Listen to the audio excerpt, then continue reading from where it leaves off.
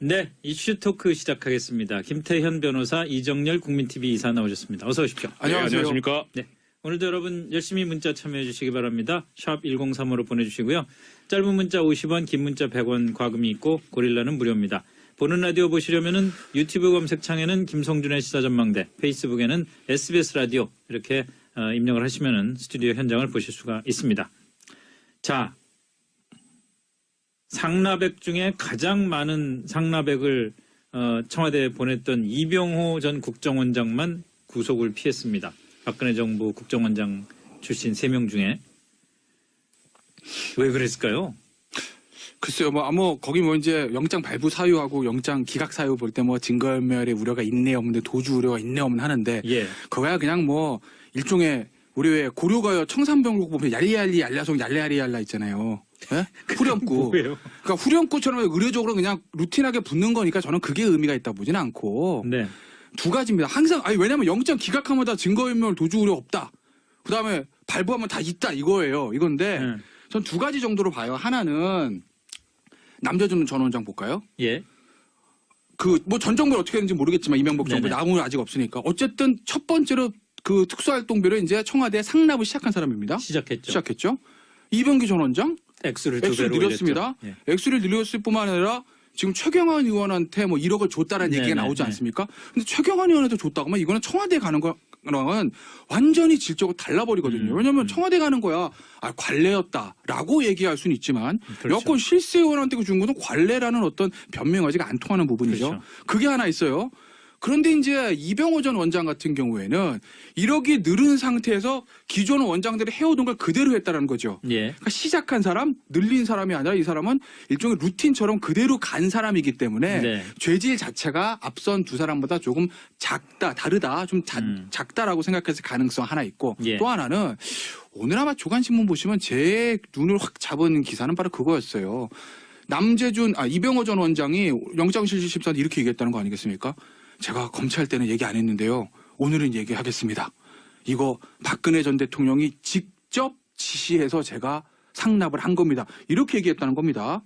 이거 사실 굉장히 중요한 부분이에요. 왜냐하면 그렇죠. 예. 전 원장들 다른 사람들 같은 경우에는 문고리 사면방에 찾아왔다는 얘기는 했으나 이것이 박 전 대통령의 직접적 지시가 있었던 건지 문고리 사면방에 박 전 대통령을 팔아가지고 호가호위한 건지 그게 사실 나온 건 아니거든요. 그러죠. 그런데 이병호 전 원장은 명백하게 본인이 박근혜 전 대통령으로부터 직접 지시를 받아 얘기를 했다고요. 그럼 이제 수사의 칼날이 박 전 대통령 갈 수 있는 구조가 만들어진 거죠.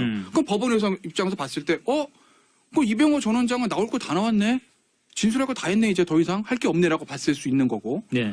이병호 전 원장이나 남재준 원장 같은 경우는 이 사람들한테는 아직도 더 들을 말이 있는 것 같은 걸 이렇게 보였을 가능성이 있다라는 거죠. 예. 아마 그런 점에서 앞선 두 사람만 발부가 되고 이병호 전 원장은 기각이 되지 않았을까 저는 그렇게 보고 있어요. 조사가 충분히 돼서 더 여기서 캐낼 게 없을 것 같다라고 생각되면은 영장 발부를 안 할 수가 있습니까? 그렇게까지 보기는 그렇고요. 사실 증거가 얼마가 더 나올지 법원 입장에서 알 수는 없는 거죠. 그러니까요. 그러니까 지금 일단 전체적으로 구속영장 발부 기각에 관해서 판단을 하는 거는 김태현 변호사님의 지금 진단이 아주 정확하다고 생각이 돼요. 박근혜 대통령 얘기한 거하고 예. 그다음에 아니 앞에 건 근데 그 앞부분 관련해서 그러니까 지금 어떻든 하여튼 결론적으로 이 영장 기각은 잘못됐어요. 발부는 맞는데 네. 기각은 잘못됐습니다. 그런데 일단은 이 기각 사유, 발부 사유와 관련해서 지금 영장 판사가 왜 이렇게 했는지는 결국은 이 양반이 밝힌 이유를 가지고 추론에 들어갈 수밖에 없거든요. 그렇죠. 예. 그런데 지금 여기서 저는 눈에 띄는 게 뭐냐면 이 남재준 전 원장이나 이병기 전 원장 같은 경우에는 증거인멸의 우려가 있다고 해서 발부를 했는데 네. 도주 우려는 언급이 없어요. 예. 그러면은 근데 도주 우려가 있다고 보는 건 어느 경우냐면 보통은 처단형이 높을 때가 실형 선고가 예상이 될 때 하거든요. 그런데 지금 여기서 보면 증거인멸의 우려만 문제를 삼았지 도주 우려는 문제를 삼지 않았기 때문에 조금 전에 말씀하신 죄질, 가담 정도 이게 다 지금 형량에 관련된 문제라 이거는 지금 법원이 신경을 안 썼다는 얘기입니다. 그러니까 지금 오로지 하나예요. 이병호 전 원장 같은 경우에는 직접 상납 지시를 받았다. 라고 하는 거니까 완전히 자백을 해버린 상태거든요. 네. 그러니까 결국 그럼 이 사람 입장에서 봤을 때 인멸할 증거가 더 뭐가 있겠느냐. 예. 이런 거죠. 그런데 다른 두 사람의 경우에는 뭐 뇌물성을 부인한다든가 뭐 아예 최초 지시자가 누군지도 안 밝힌다든가 예. 그렇게 해서 인멸할 가능성이 있다는 겁니다. 그런데 제가 왜 이 영장기각이 잘못됐다고 보냐면 예. 이 범죄 자체가 지금 예. 국고 손실에 관련된 특정범죄 가중처벌 등에 관한 법률 위반이어가지고 그렇죠. 최고 무기징역까지 가능합니다. 근데 이런 게 지금 도주 우려가 없다고 보는 이 시각은 영장 판사들 뭐 이거 보통 뭐 아는 분은 아시겠습니다만 이 서울중앙지방법원 내 영장 전담 판사 3명이 있는데 이 사람들이 업무는 혼자서 하지만 실제 결정 내리기 전에 셋이 의논을 하거든요. 예. 통상적인 관행입니다. 그러니까 왜냐하면 재청구 들어왔을 때 옆 사람이 해야 되니까.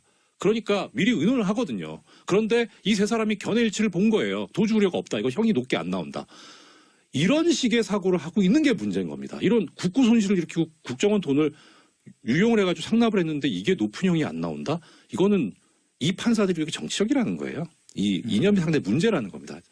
그래서 결론적으로 이거 영장기각은 잘못됐지만 다만 어떻든 이걸 판단을 할 때 지금 분석을 할 때는 왜 도주 우려가 없다고 봤느냐 그 언급이 없느냐 이게 저는 키포인트라고 생각합니다. 근데 그냐면 잠깐 막간을 이용해서 로펌에 계신 분이 그렇게 법원의 영장 기각이 잘못된 거다 이렇게 방송에서 말씀하셔도 돼요? 왜요? 저는 지금 방송인으로 가 있는데요. 아, 좋습니다. 좋습니다. 이런 부분들이 있었을 거니까 참 말씀드리기 조심스러운 부분도 있는데 만약에요 이병호 전 원장이 단독으로 영장에 청구됐다고 했으면 어떻게 됐을까요? 당연히 발부되죠. 나왔을 가능성이 당연히 없다고 봐요. 예. 근데 3명이 동시에 이제 청구가 된 거거든요. 그러니까 이게 어쨌든 뭐 보수 언론에서 그런 얘기들 많이 나옵니다. 지금 야 전직 국정원장 3명을 동시에 잡아내는 게 말이 돼? 뭐 이런 어떤 신문 같은 경우에 사설 제목이 뭐였냐면 정직 국정원장 3명을 동시 영장 청구 혁명정부인가 이런 이제 강한 어떤 비판의 입장도 있었어요. 네. 그러니까 아마 법원 입장에서도 이 3명을 동시에 다 구속하는 게 아마 부담스러웠을 수도 있어요. 그래서 아마 1명 정도 기각을 할 때 그래도 말씀하신 대로 나름대로 다 자백했고 그리고 어떤 죄질 자체가 조금 약한 이병호 전 원장의 경우에만 조금 기각이 되지 않았을까라는 조심스러운 제 개인적 추측입니다. 그러니까 뭐 그런 추측도 저도 해봤어요. 근데 이제 이유가 이렇게 돼 있으니까 또 하나 이 영장 기각 사유 중에 전 너무너무 웃긴 게 주거와 가족. 뭐 주거는 뭐 그렇듯이 아까 저 김태민 변호사님 말씀하신 대로 상투적으로 쓰는 이 가족도 문구예요. 그렇지 않나요? 가족이요? 아니 그러니까 많이 하던데. 가족이 어땠다는 건지가 안 나오는 거예요. 근데 저는 너무 웃겼던 게 이병기 전 원장 같은 경우에는 다음 달에 아들인가 결혼하잖아요. 그러면 그럼에도 불구하고 영장을 발부해서 구속을 할 정도로 지금 이게 중하다고 본 겁니다. 그런데 그럼 그걸 넘어서는 가족 간에 무슨 문제가 있다는 얘기 아닙니까? 지금 이병호 전 원장 같은 경우에는 그거를 하루 종일 찾아봤는데 안 나와요.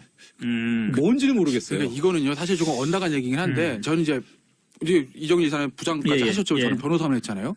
그러니까 판결문은 같은 경우에 유죄든 무죄든 읽으면 뭐 납득이 되는데 이 영장은요 네. 기각하고 발부하는 게 굉장히 추상적인 어떤 그 전형적 루틴한 표현들만 써 있으니까 변호사 입장에서 보면 이게 왜 나왔지?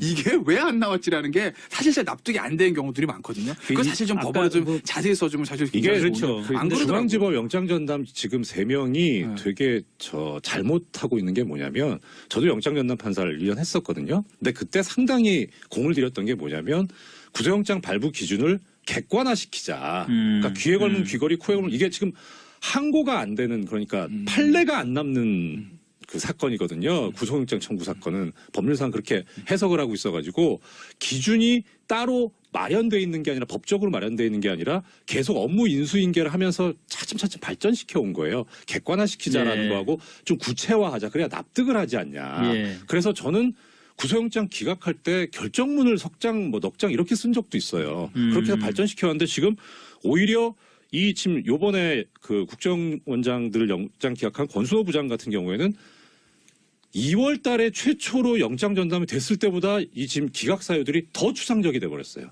아, 그래요? 그래서 오히려 퇴보하고 있습니다. 상당히 문제입니다, 지금.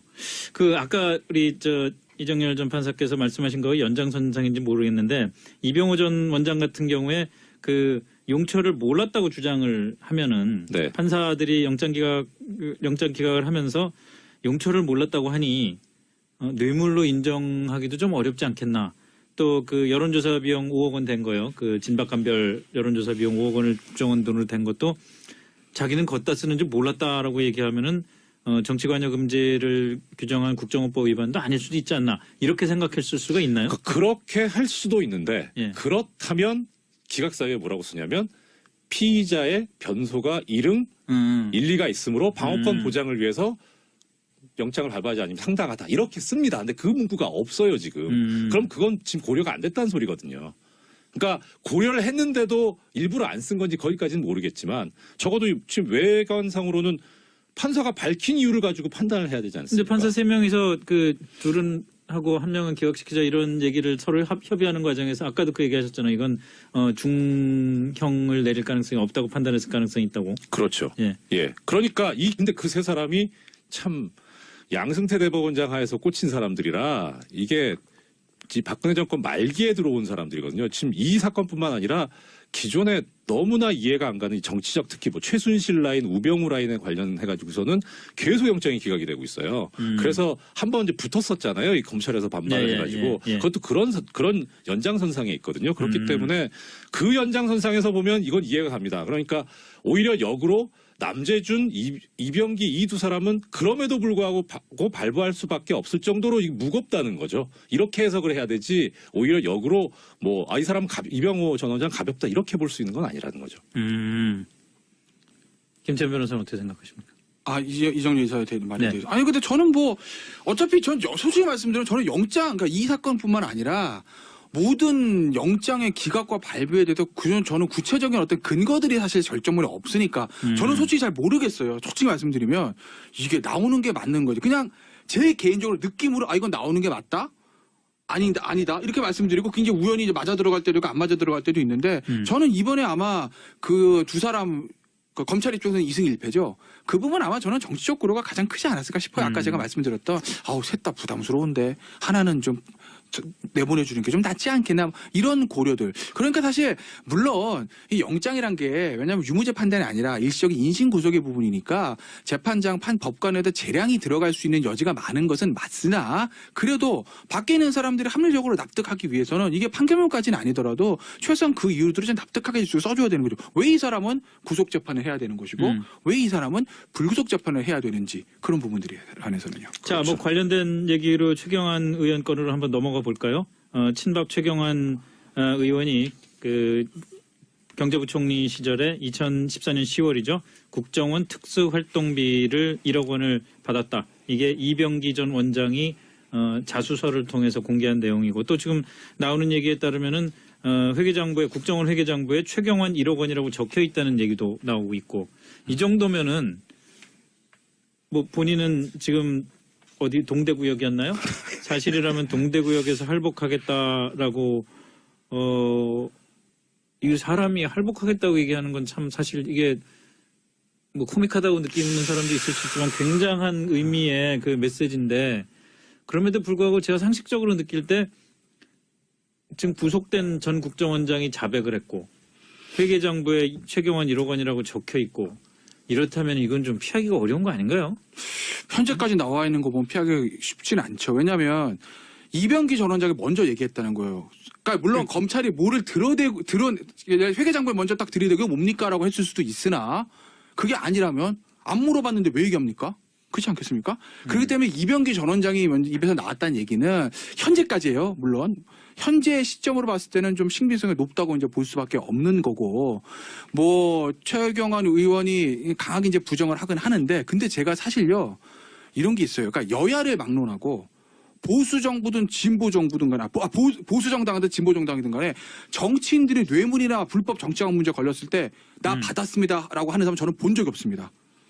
그 지금 희한해요. 그게 대법원 최종 유죄 확정 판결 받아서 구속돼서 만기 출소하는 순간에도 다들 난 받지 않았는데 정권이 작업을 한 거 이렇게 얘기합니다. 지금 뭐 사실 여부는 전혀 알 수가 알 수가 없습니다. 없죠. 전병헌 전 정무수석 같은 경우에도 그렇죠. 지금 끝까지 계속 부인을 하고 있는 전병헌 상황이고. 정무수석도 지금 나와 있는 걸로 보면은 전병헌 정무수석이 알았을 것 같은데 예. 그렇게도 많이들 생각을 하는데 본인 끝까지 아니라고 하지 않습니까? 뭐 보수 정치인 진보 정치인 할 것 없어요. 근데 어쨌든 다 그렇게 부인하지만 결국 진실을 밝혀지는 거니까 최경환 의원의 거는 좀 봐야 될 것 같고 근데 저는 어제 이제 최경환 의원 얘기를 하면서 두 가지 생각이 났는데 할복하겠다. 너무 강합니다, 말이. 네. 정기 은퇴하겠습니다도 아니고 할복하겠다라는 그런 좀 강한 투에 이렇게 과격한 언어까지 쓸 필요가 있었을까 하는 게 하나. 또 하나는 만약에 할복하겠다고 하면 장소인데 본인의 지역은 경산입니다. 진짜로요. 근데 왜 경산이 아니라 동대구역을 얘기했을까요? 동대구역 그렇지 않습니까? 여기 상징하는 게 있지 않나요? 네, 그렇죠. 동대구역이 어떤 역이냐면 잘 아시는 분은 아시겠지만 우리가 요 서울역에서 KTX를 타고 딱 내려가면 대구에서 내립니다. 네. 동대구역에서 내립니다. 예, 예. 서울에 있는 사람들 대구를 가다 동대구역이에요. 그렇죠. 저는 최경환 의원이 동대구에서 내린 건 한번 봤어요. 우연히. 어. 저는 이제 부산까지 갔는데 어쨌든 이 대구가 의미하는 상징성. 박근혜 대통령의 정치적 고향 아니겠습니까? 네. 최경환 의원이 비록 지역구는 대구 옆에는 경산이지만 네. 결국 TK의 대구 아니겠습니까? 네. 그 아마 상징적인 것들. 야, 이거는 정치적인 음모야. 그러니까 내 뒤에 있는 TK에 모여라라는 것을 얘기하기 위해서 굳이 내 지역구 사무실에서 할복하겠습니다가 아니라 동대구역이라는 특정 장소를 언급한 것 아니겠나라는 그런 생각을 해봤어요. 심층 분석이네요. 감사합니다. 넓으니까. 뭐 저 김 변호사님께서 정치적인 부분에 관해서 아주 탁월하게 설명해 주셨으니까 저는 법적 부분으로 네, 좀 그렇죠. 일단 이 할복 네. 관련해 가지고요. 예. 뭐 정의당에서도 논평을 냈는데 그게 법적으로 상당히 해석을 잘해준 논평 같더라고요. 정의당에서 이런 논평을 냈습니다. 할복할 수 있으니까 신병을 확보해야 된다. 그러니까 이게 뭐냐면 약간 우스갯소리인데 정말. 이게 자백도 증거잖아요. 예. 예. 그러니까 피의자 피고인 본인도 증거의 일종입니다. 그러니까 자기가 할복을 하겠다 하는 건 증거인멸의 우려가 있어요. 그리고 이거 그런 식으로 도주를 하겠다는 게 지금 구속사유입니다. 왜 구속사유를 스스로 자백을 하는지 저는 모르겠고. 그다음 또 하나 이제 문제는 아까 말씀하셨던 피할 수 없지 않겠느냐 관련해서 다른 거는 그러니까 이병기 전 원장의 진술은 사람의 진술이니까 뒤집힐 수도 있습니다. 네. 뭐 기억에 뭐 착오가 있었다 뭐 이런 식으로 해서. 근데 문제는 이제 회계장부예요. 네. 이 회계장부는 형사소송법상 바로 증거 능력이 인정이 됩니다. 통상적인 문서라 그래가지고 이건 뭐 여기에 증거 능력에 대해서 다툴 방법이 없어요. 그게 지금 가장 움직일 수 없는 증거인데 오히려 저는 그게 좀 궁금해요. 정말 1억 원밖에 안 줬을까 최경환 같은 사람한테. 그래서 이제 증거 능력은 이때 신빙성이 좀 떨어지지 않나. 10억인데 0이 빠진 거 아닐까 하여튼 뭐 그런 의심도 약간은 해봤습니다. 그리고 그다음에 법적인 부분은 하여튼 그래서 증거가 상당히 너무 유력하다. 예, 그런 부분이 있고요. 저는 그 생각이 들었어요. 이제 개인적인 느낌으로는 그 왜 저 운영위원회에서 하루 만에 그 도망간 그 전희경 의원이라고 있지 않습니까? 예. 그분이 그랬잖아요. 뭐 아픈 부위를 건드리면 강하게 반응을 하는 법이라고. 아까 김 여사님 말씀하신 대로 뭐 할복까지 얘기하나 싶은 게 아픈 부위구나. 이 부분이 아프구나. 글쎄 그 부분은 저는 약간 다른 측면도 있는데 예. 뭐 전희경 의원 얘기가 아니고 저는 이제 어제 이제 그 최경환 의원 얘기 나왔습니다. 원유철 의원 압수수색 당했어요. 그렇죠. 예. 이의원 의원 뭐 지역구 업자한테 돈 받은 혐의 얘기 나왔습니다. 네. 친박계 세 사람이잖아요. 네. 그러니까 저는 언제 이 친박계로 수사가 확대되는 측면을 보면서 사자성어 딱 2개가 떠올랐다는 거죠. 육참골단 앤드 차도살인. 차도살인. 무슨 적일까요? 그러니까 오늘 이제 육참골단은 현 정부 청와대 얘기인데 네. 이게 육참골단이라는 말을 처음 쓴 사람이 조국 수석의 예, 당시에 맞아요. 교수 시절에 그 혁신위원회인가요? 들어와서 한 얘기 아니겠습니까? 네. 살을 주고 뼈를 취한다. 그러니까 나는 팔다리 주고 상대방 몸통을 가지고 있다는 얘기 아니겠습니까? 보세요. 어찌됐든 이유에 어찌됐든 배경은 모르겠으나 청와대 현 정무수석이 날아갔습니다. 네. 정무수석을 내줬습니다. 예. 그러면 현 정부 지지도 80%인 대통령이 청와대 제1참모의 정무수석을 내줬을 때는 야당한테서 뭘 받을까요? 내 육참을 했으니 이제 골단 뼈를 받을 수밖에 없다라는 거다. 사정 작업은 아마 야당까지 불똥이 튈 겁니다. 네. 그래서 지금 최경환, 원유철, 이의원 의원이 계속 나옵니다. 네. 그런데 앞으로 나오는 사람들 이름은 친박계일 가능성이 높다. 왜냐? 잘 아시겠지만요. 제가 업자라고 가정해 보잖아요. 로비할 때요. 세상 쓸데없는 게 여당 비주류입니다. 그렇죠. 그렇잖아요. 여당 비주류 쓸데가 없어요. 여당 주류 필요합니다. 차라리 야당에서 목소리 높은 사람이 더 낫죠. 여당 그렇죠. 비주류보다. 반대 못하게요. 예. 그러니까 여당 비주류는 정말 로비 대상은 쓸데없기 때문에 아마 전 정부의 어떤 불법 자금이 있었다고 하면 대부분 친박계일 가능성이 높다라는 거죠. 예.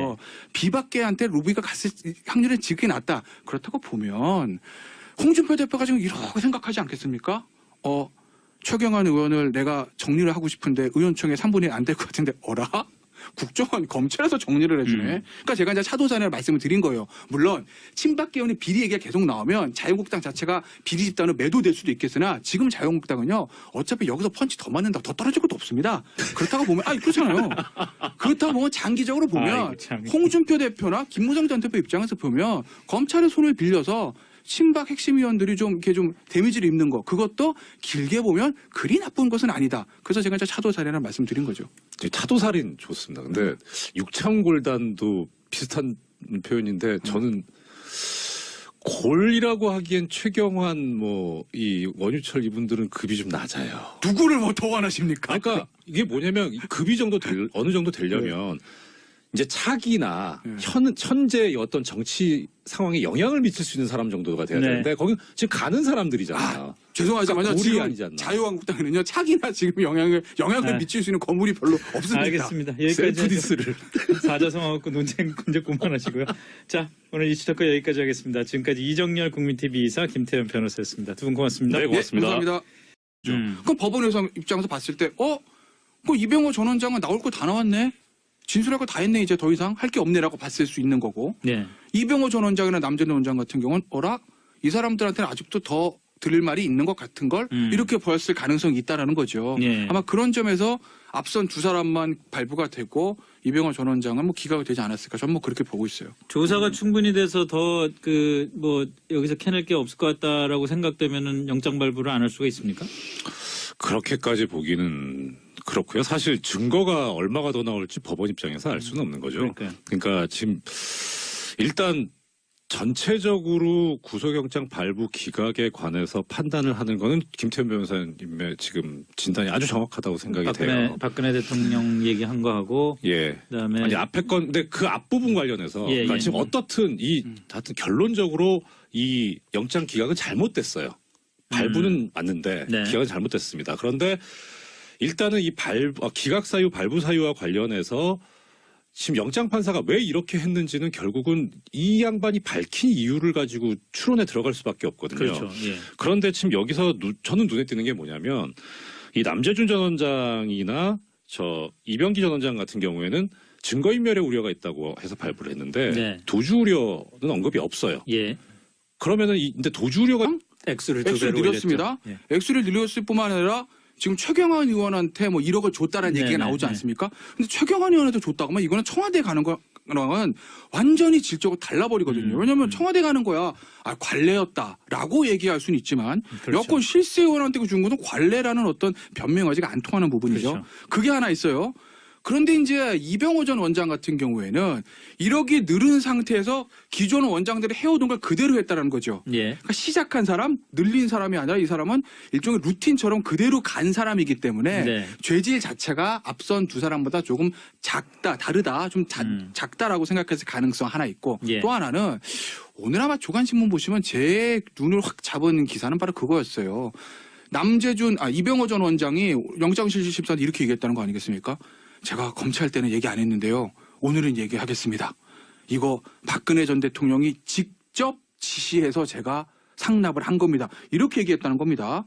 이거 사실 굉장히 중요한 부분이에요. 왜냐하면 그렇죠. 예. 전 원장들 다른 사람들 같은 경우에는 문고리 사면방에 찾아왔다는 얘기는 했으나 이것이 박 전 대통령의 직접적 지시가 있었던 건지 문고리 사면방에 박 전 대통령을 팔아가지고 호가호위한 건지 그게 사실 나온 건 아니거든요. 그러죠. 그런데 이병호 전 원장은 명백하게 본인이 박근혜 전 대통령으로부터 직접 지시를 받아 얘기를 했다고요. 그럼 이제 수사의 칼날이 박 전 대통령 갈 수 있는 구조가 만들어진 겁니다. 이런 식의 사고를 하고 있는 게 문제인 겁니다. 이런 국고 손실을 일으키고 국정원 돈을 유용을 해가지고 상납을 했는데 이게 높은 형이 안 나온다? 이거는 이 판사들이 이렇게 정치적이라는 거예요. 이 이념이 상당히 문제라는 겁니다. 그래서 결론적으로 이거 영장 기각은 잘못됐지만 다만 어떻든 이걸 판단을 할 때 지금 분석을 할 때는 왜 도주 우려가 없다고 봤느냐, 그 언급이 없느냐 이게 저는 키포인트라고 생각합니다. 근데 그냐면 잠깐 막간을 이용해서 로펌에 계신 분이 그렇게 법원의 영장 기각이 잘못된 거다 이렇게 방송에서 말씀하셔도 돼요? 왜요? 저는 지금 방송인으로 와 있는데요. 좋습니다. 좋습니다. 이런 부분들이 있었을 거니까 참 말씀드리기 조심스러운 부분 수준인데 만약에요 이병호 전 원장이 단독으로 영장에 청구됐다고 했으면 어떻게 됐을까요? 당연히 발부되죠. 나왔을 가능성이 당연히 높다고 봐요. 예. 근데 3명이 동시에 이제 청구가 된 거거든요. 그러니까 이게 어쨌든 뭐 보수 언론에서 그런 얘기들 많이 나옵니다. 지금 야 전직 국정원장 3명을 동시에 잡아낸 게 말이 돼? 뭐 이런 어떤 신문 같은 경우에 사설 제목이 뭐였냐면 전직 국정원장 3명을 동시 영장 청구 혁명정부인가 이런 이제 강한 어떤 비판의 입장도 있었어요. 네. 그러니까 아마 법원 입장에서도 이 3명을 동시에 다 구속하는 게 아마 부담스러웠을 수도 있어요. 그래서 아마 1명 정도 기각을 할 때 그래도 말씀하신 대로 나름대로 다 자백했고 그리고 어떤 죄질 자체가 조금 약한 이병호 전 원장의 경우에만 조금 네, 이슈 토크 시작하겠습니다. 김태현 변호사, 이정열 국민TV 이사 나오셨습니다. 어서 오십시오. 안녕하세요. 안녕하십니까? 네, 오늘도 여러분 열심히 문자 참여해 주시기 바랍니다. 샵 1035로 보내주시고요. 짧은 문자 50원, 긴 문자 100원 과금이 있고 고릴라는 무료입니다. 보는 라디오 보시려면은 유튜브 검색창에는 김성준의 시사전망대, 페이스북에는 SBS 라디오 이렇게 입력을 하시면은 스튜디오 현장을 보실 수가 있습니다. 자, 상납액 중에 가장 많은 상납액을 청와대에 보냈던 이병호 전 국정원장만 구속을 피했습니다. 박근혜 정부 국정원장 출신 3명 중에. 왜 그랬을까요? 글쎄요, 거기 이제 영장 발부 사유하고 영장 기각 사유 볼 때 증거인멸의 우려가 있네 없는데 도주 우려가 있네 없는 하는데 예. 그거야 그냥 일종의 우리 왜 고려가요 청산병국 보면 얄리얄리 얄라송 얄레알리 얄라 있잖아요. 예? 후렴구. 뭐예요? 그러니까 후렴구처럼 의례적으로 그냥 루틴하게 붙는 거니까 저는 그게 의미가 있다 보지는 않고 네. 두 가지입니다. 항상 왜냐면 영장 기각하면 다 증거인멸 도주 우려 없다. 그다음에 발부하면 다 있다 이거예요. 이건데 전 두 가지 정도로 봐요. 하나는 남재준 전 원장 볼까요? 예. 전 정부를 어떻게 했는지 모르겠지만 이명박 정부 네네. 나무는 아직 없으니까 어쨌든 첫 번째로 특수활동비로 이제 청와대 상납을 시작한 사람입니다. 시작했죠. 이병기 전 원장. 있다고 보는 건 어느 경우냐면 보통은 처단형이 높을 때가 실형 선고가 예상이 될 때 하거든요. 그런데 지금 여기서 보면 증거인멸의 우려만 문제를 삼았지 도주 우려는 문제를 삼지 않았기 때문에 조금 전에 말씀하신 죄질, 가담 정도 이게 다 지금 형량에 관련된 문제라 이거는 지금 법원이 신경을 안 썼다는 얘기입니다. 그러니까 지금 오로지 하나예요. 이병호 전 원장 같은 경우에는 직접 상납 지시를 받았다라고 하는 거니까 완전히 자백을 해버린 상태거든요. 네. 그러니까 결국 그럼 이 사람 입장에서 봤을 때 인멸할 증거가 더 뭐가 있겠느냐 예. 이런 거죠. 그런데 다른 두 사람의 경우에는 뇌물성을 부인한다든가 아예 최초 지시자가 누군지도 안 밝힌다든가 예. 그렇게 해서 인멸할 가능성이 있다는 겁니다. 그런데 제가 왜 이 영장기각이 잘못됐다고 보냐면 예. 이 범죄 자체가 지금 예. 국고손실에 관련된 특정범죄 가중처벌 등에 관한 법률 위반이어가지고 그렇죠. 최고 무기징역까지 가능합니다. 근데 이런 게 지금 도주 우려가 없다고 보는 이 시각은 영장 판사들 이거 보통 아는 분은 아시겠습니다만 이 서울중앙지방법원 내에 영장 전담 판사 3명이 있는데 이 사람들이 업무는 혼자서 하지만 실제 결정 내리기 전에 셋이 의논을 하거든요. 예. 통상적인 관행입니다. 그러니까 왜냐하면 재청구 들어왔을 때 옆 사람이 해야 되니까. 그러니까 미리 의논을 하거든요. 그런데 이 세 사람이 견해 일치를 본 거예요. 도주 우려가 없다. 이거 형이 높게 안 나온다.